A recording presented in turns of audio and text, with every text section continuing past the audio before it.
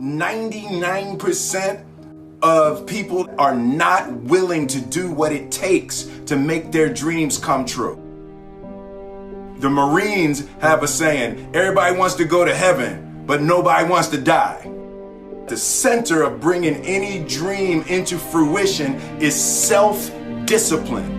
You know, something as simple as food and eating. It's not about your body as much as it is about your mind. It's getting command of your mind to be able to choose actions that are in your own best interest.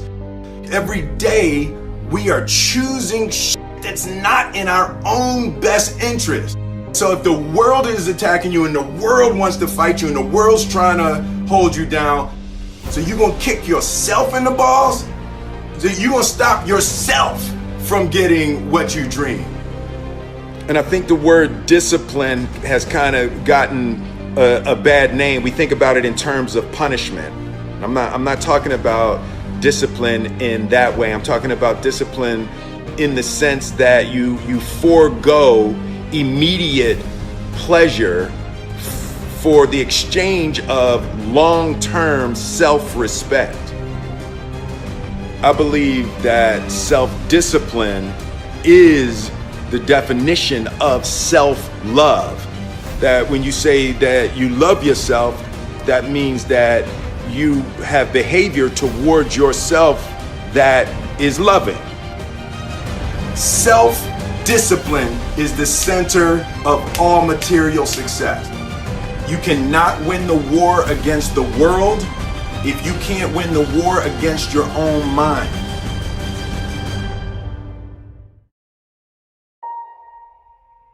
Self-love is when you say to yourself, oh man, look, I know you and that girl got a real connection.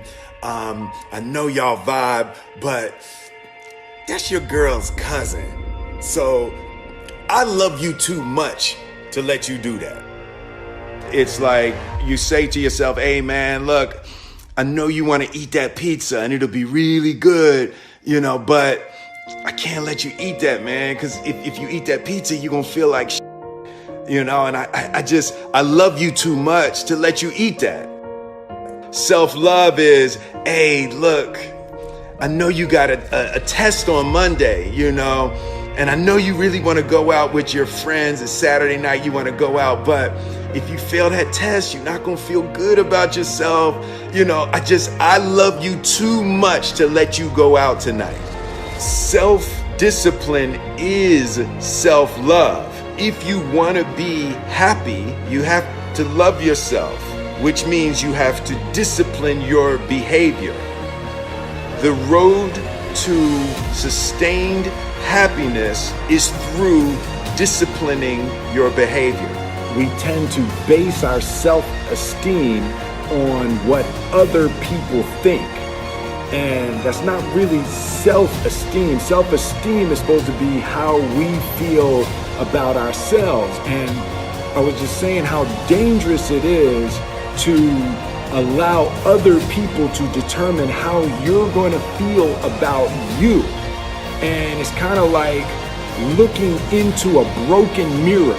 You're going to look in a broken mirror and then change your face to try to look good in this defiled, busted, broken mirror.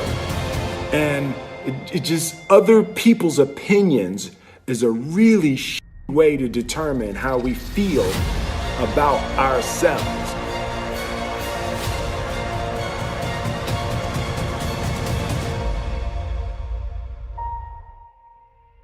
It don't matter whose fault it is that something is broken if it's your responsibility to fix it. For example, it's not somebody's fault if their father was an abusive alcoholic, but it's for damn sure their responsibility to figure out how they're going to deal with those traumas and try to make a life out of it. It's not your fault if your partner cheated and ruined your marriage, but it is for damn sure your responsibility to figure out how to take that pain and how to overcome that and build a happy life for yourself.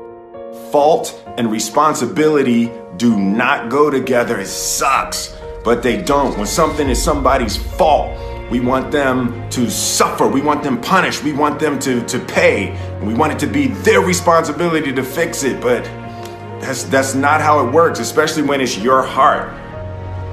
Your heart, your life, your happiness is your responsibility and your responsibility alone. As long as we're pointing the finger and stuck in whose fault something is, we're jammed and trapped into victim mode. When you're in victim mode, you are stuck in suffering. The road to power is in taking responsibility. Your heart, your life, your happiness is your responsibility and your responsibility alone.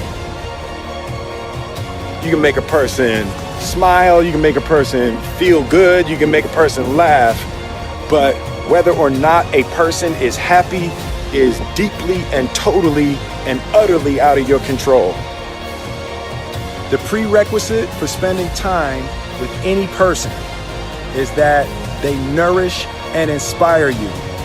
They feed your flame. Look at your last 5 text messages. Are those people feeding your flames or dousing your fire? Put your phone down for just a second and look around. Look to the people around you. Are those people throwing logs on your fire or are they pissing on it?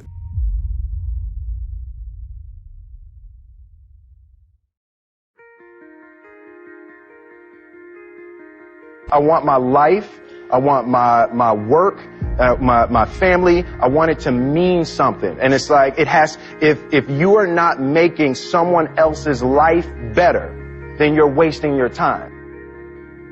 The separation of talent and skill is one of the greatest misunderstood concepts for people who are trying to excel, who have dreams that want to do things. Talent you have naturally. Skill is only developed by hours and hours and hours of beating on your craft. You don't try to build a wall. You don't set out to build a wall. You don't say, I'm going to build the biggest, baddest, greatest wall that's ever been built. You don't start there. You say, I'm going to lay this brick as perfectly as a brick can be laid. There will not be one brick on the face of the earth that's going to be laid better than this brick that I'm going to lay in this next 10 minutes. And you do that every single day. And soon you have a wall. And soon you have a wall. And I think psychologically, the advantage that gives me over a lot of people that I have been in competition with in different situations is it's difficult to take the first step when you look how big the task is.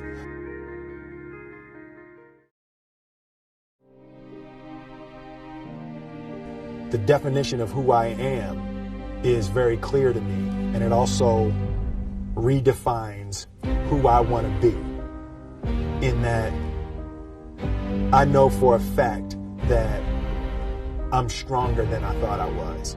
You know, you can't help but ask yourself the question, what would I do if I was in Muhammad Ali's shoes? I'm motivated by fear. I hate being scared to do something.